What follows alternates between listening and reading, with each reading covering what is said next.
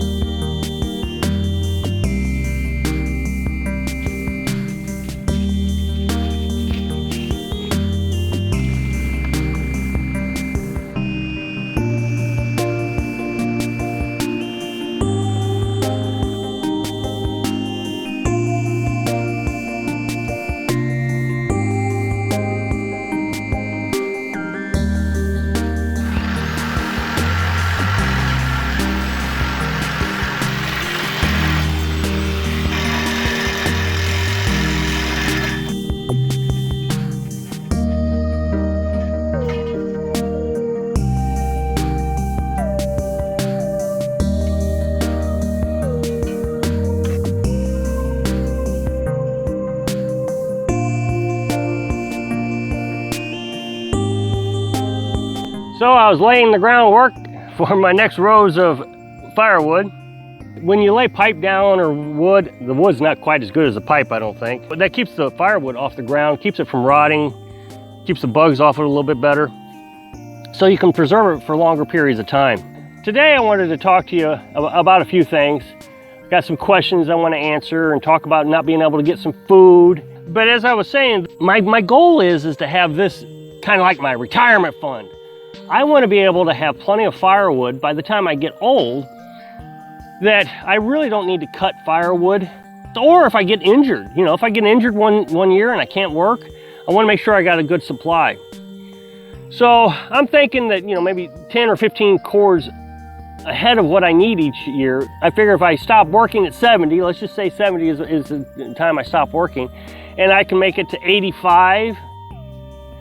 Down here I got 4 cords. This is my first year cutting. I got 4 cords down here, and I got just over 3 cords. I just measured it today. Got 3 cords here. This will provide the pipes that I've laid down, another 3/4 of a cord, so almost another full cord. Of course, my measurements aren't exact. Everybody keeps saying, that ain't a cord. A cord's got to be 4 feet tall, 4 feet wide, and 8 feet long.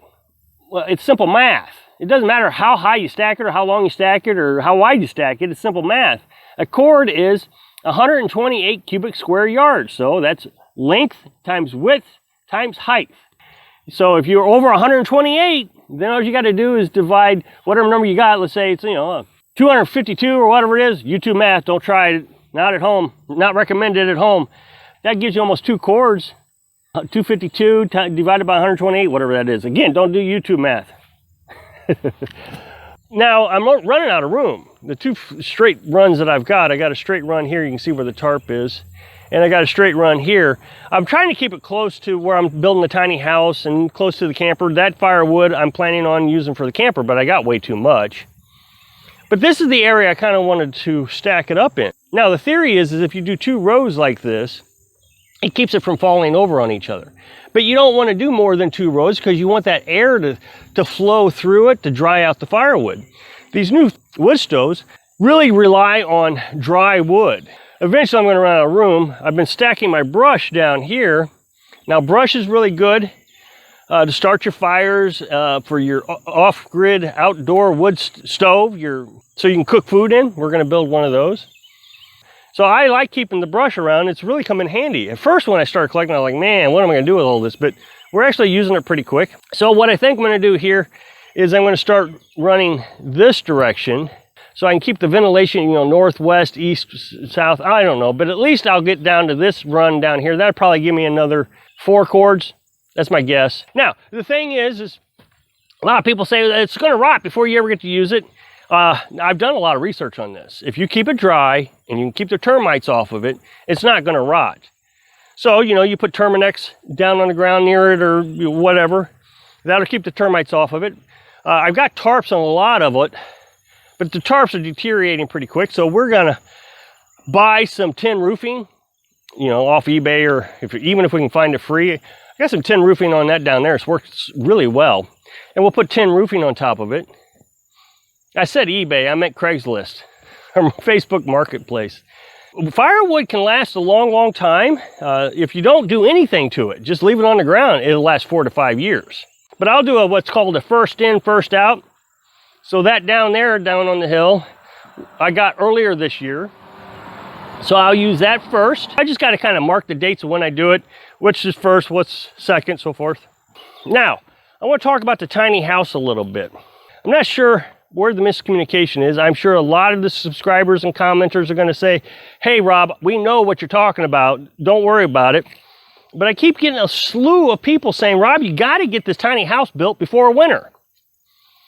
And that's never been the plan. Never. When we got here in March. I said it was going to take 10 months. Well, if you count on 10 months, that's January of next year. Well, we've had to slow down because of the economic slowdown.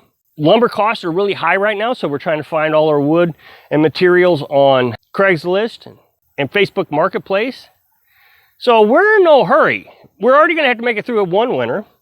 I don't know where that's coming from, but I've gotten a slew of comments saying that. One person from Ireland, you need to get on that right away. And I just, I said, I didn't know I had a dad in Ireland. I thought my dad lived in Florida, and he doesn't seem to care what I'm doing. He says, you're 50 years old, you can make your own decisions. And that, we've lived in this camper for 3 years in a row now, so it's not like this is strange to us. Besides that, what was the point of me putting a wood stove down here on the camper? It's covered up by the tarp if we weren't going to stay here in the winter. So obviously, there's been some miscommunication on my part. Talk to you about solar panels a little bit real quick. We've had a slew of cloudy days. As you can see, it's cloudy now. It was foggy this morning. I mean, it was just raining fog. It was thick.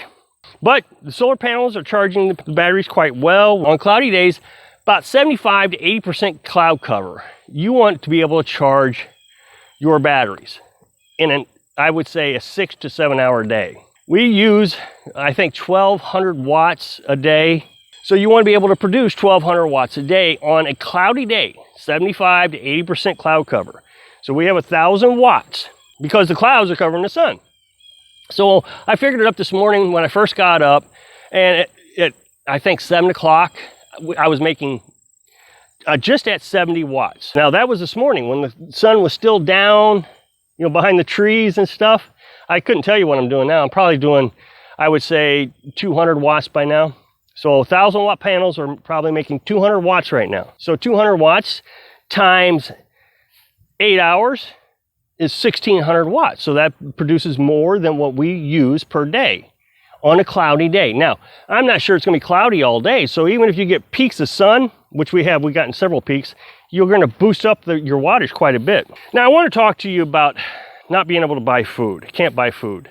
I've been getting hammered a lot from my commenters about this guy who's on YouTube. And I watch him. I think he's pretty cool, actually. He's got a different lifestyle than us.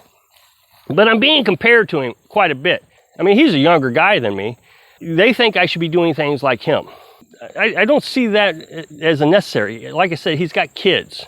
So why am I doing things like him? I don't have kids. He's got animals, dogs, pets. I don't have pets. I got a little feral cat I take care of. I need to make sure I make that clear. I love that feral cat. So the big question is farm animals. Why don't you have farm animals in case you can't buy food? Well, we've already went through this. Earlier this year, stores were running out of food. There was no food. And did Carolyn and I care at all? Nope. We made it just fine. Had a 30-day food supply, didn't even have to go to the grocery store. If there was a long-term problem with our food supply, if you think about it, I'm probably in better shape than he is. Now, let me back up here. There's a long-term food supply, a year. I can go out and do some hunting. There's a lot of small game out here, rabbits and squirrels and that kind of thing, that I'd be able to eat off of. Carolyn and I don't eat a lot. I don't have to feed an entire family. Now, if he's got farm animals, that's great, but who's going to feed the farm animals? They have to get fed too. And I've watched his videos, and he feeds them grains and things, corn, different, whatever you buy at the feed mill. Well, if you got a long-term food shortage, isn't that going to run out also? So, no, it's a different lifestyle. Really, I mean, yeah, we can both call ourselves off-grid, and I have no problems with him being off-grid. I totally concur. Fine, he's off-grid, and he's got farm animals, but I don't see the big need and big rush to go out and get farm animals when I'm trying to build a tiny house. Now, Carolyn and I suspect that we will get chickens. Chickens can free range quite a bit and eat bugs and different things. But, you know, again, we want to build a tiny house first before we worry about building a chicken coop. And we'd also like to be out of there because we've considered raising the little chicks in here underneath the heat lamp and all that. So there's a lot of things to consider, but to make blanket statements that you got to be doing something because some other YouTuber's doing it, you need to think about what it is that you need. And Carolyn and I have determined our needs, and we're going to go in step with those needs. Prioritize. I mean, you can't be off-grid all of a sudden, all at once. You'll go broke trying to do it. And you wouldn't be able to do it because you got to have time to build things. So I hope that clears up the questions. Thanks for watching.